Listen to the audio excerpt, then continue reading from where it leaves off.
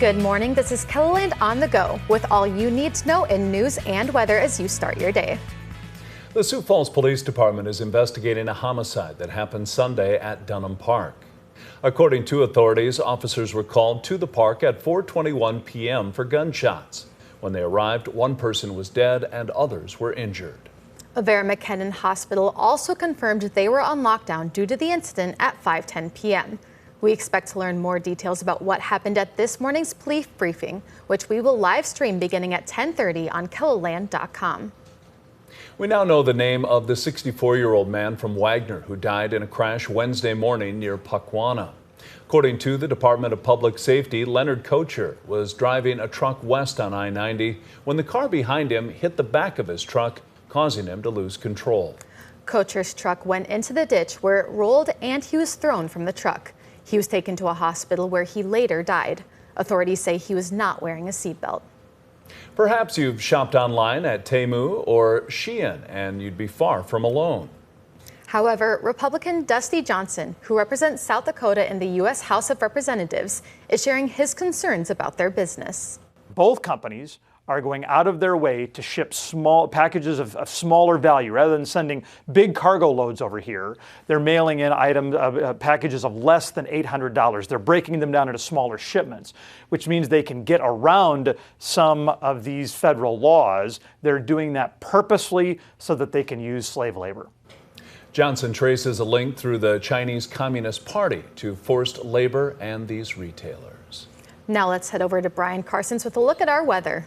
All right, our weather forecast today. Well, we're watching the heat, the humidity in the southeast. We have a heat advisory in effect for Sioux Falls today. South and east of Sioux Falls, an excessive heat warning is in effect, where the dew point and the temperature combination will send that heat index well above 100 degrees in those areas. So make sure you're watching for that. Just plain and simple, a hot day here, at least in the southeast. Now, western, central, northern South Dakota, that is not the case. It's a much different day. Now, the risk of severe weather, we've been talking about this all morning. This is the update as of 7 a.m. for much of central and eastern South Dakota. We have that enhanced risk in the peach or orange-colored areas there. I would advise that there are going to be more updates throughout the day today on this scenario. And so as those particulars become more in line, we're going to be unpacking all of that, both on air and online. So make sure you're well connected to the forecast. 90, Sioux Falls, 79 though in Aberdeen. We'll get to Futurecast. We'll explain more about that coming up. Thanks, Brian. A nonprofit in Sturgis has received some generous donations.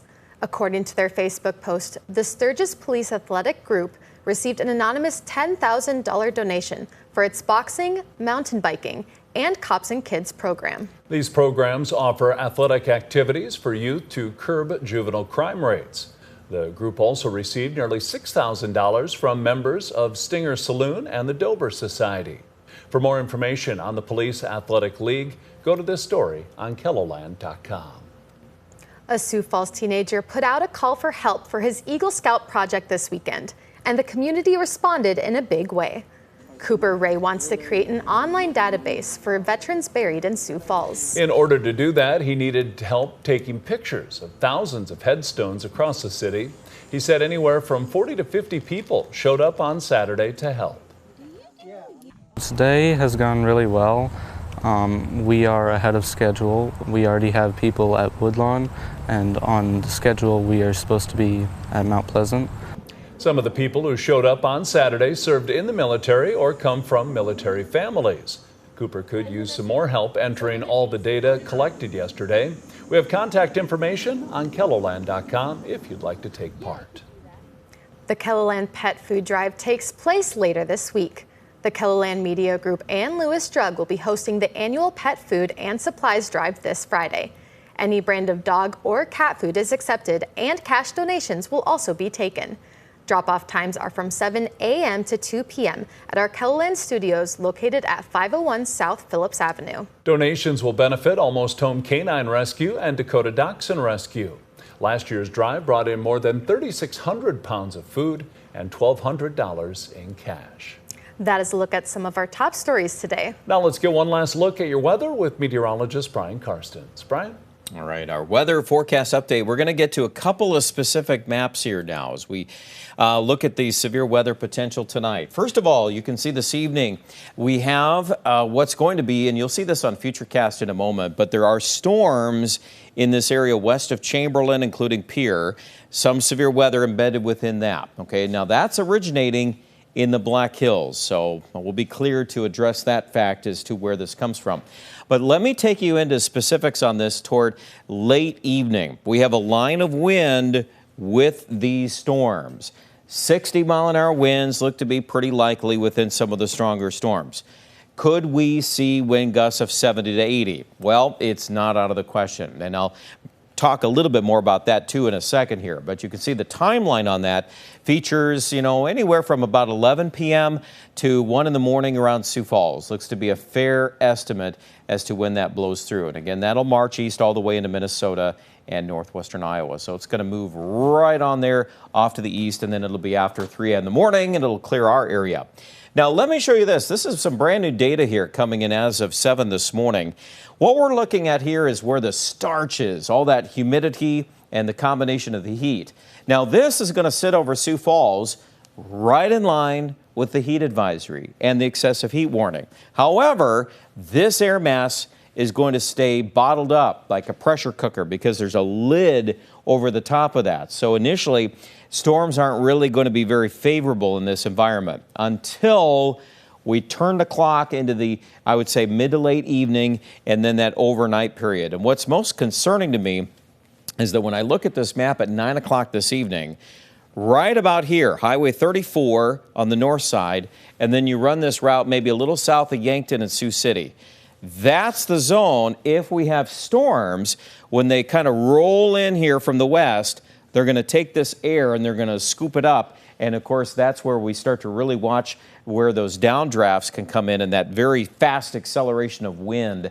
And it's a big a process. This thing will act like a machine if it plows into that as we see it. Now, that's the scenario, okay? Doesn't mean it's 100%, but it means we just need to be aware of that. And I wanted to give you a couple more things to think about. Storm Prediction Center, again, this is their highlighted map. It does include a large portion of our area for the potential for that severe weather. One other final note on Futurecast 2, we'll bring that up. We've got some morning showers and thunderstorms originating in western South Dakota. And for the most part, this has been not really all that big of a deal. We've had some rain out of it. But we do expect once we get toward 3 and 4, north of Sioux Falls, that's one suspect area that could blow up a few storms. And if they do get going, we obviously will need to pay attention to that. That could be worthy of some coverage. And then that broader zone of storms coming in from Rapid City, Spearfish, Buffalo, goes all the way down into western Nebraska. That's the line that'll march east during the evening and the overnight. So yes, we'll be here in the Storm Center as some of that comes in line and some embedded severe weather. Temperatures as of 7 this morning in the 70s, Sioux Falls. We're going to be into the 90s in northwest Iowa this afternoon. So no question about it.